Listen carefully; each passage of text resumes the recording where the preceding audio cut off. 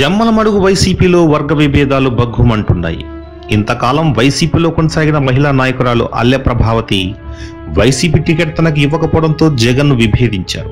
పాదయాత్ర ముగించుకొచ్చిన YS జగన్తో తాడో పేడో తెలుసుకునేందుకు పులివెందుల్లో పంచాయతీ పెట్టిన జమ్మలమడుగు టికెట్ను డాక్టర్ సుధీర్ రెడ్డికి కేటాయించడంతో రాబోయే ఎన్నికల్లో స్వతంత్రంగా పోటీ చేసేందుకు ఆమె సిద్ధమయ్యారు. ఈ మేరకు ఆమె తన భవిష్యత్ రాజకీయ అజెండాను ప్రకటించారు.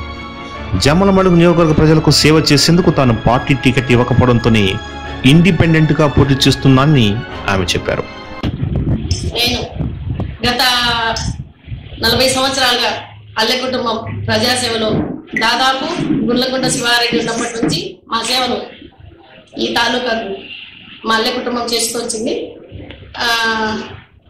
ఇప్పుడు నేను గత 18 సంవత్సరాలు 19వ సంవత్సరం నేను రాజకీయాలు ఉన్నాను.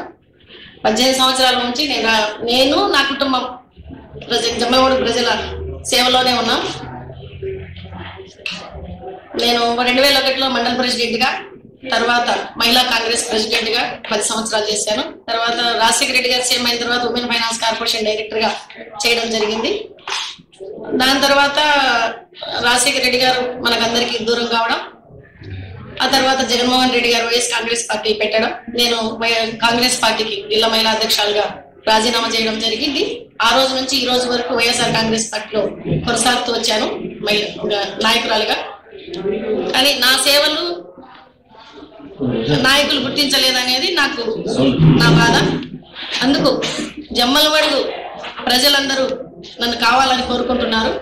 నేను కూడా వారికి అహర్నిశలు కష్టపడి బడుగు బలహీన వర్గాల ప్రజలకు, పేదలకు అందరికీ అందుబాటులో ఉండి వారికి సేవ చేసుకునే భాగ్యం నాకు కలిగించడానికి, నేను జమ్మలమడుగు ప్రజలతో మమేకమై నా సేవలు వినియోగించుకోవడానికి నేను జమ్మలమడుగు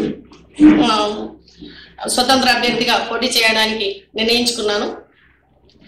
దీనికి మా కుటుంబ సహకారము మరియు నా కార్యకర్తల సహకారము, జమ్మలమడుగు సోదర సోదరీమణుల సహకారం, అందరి సహకారంతో నేను ఈ జమ్మలమడుగు స్వతంత్ర అభ్యర్థిగా పోటీ చేయడానికి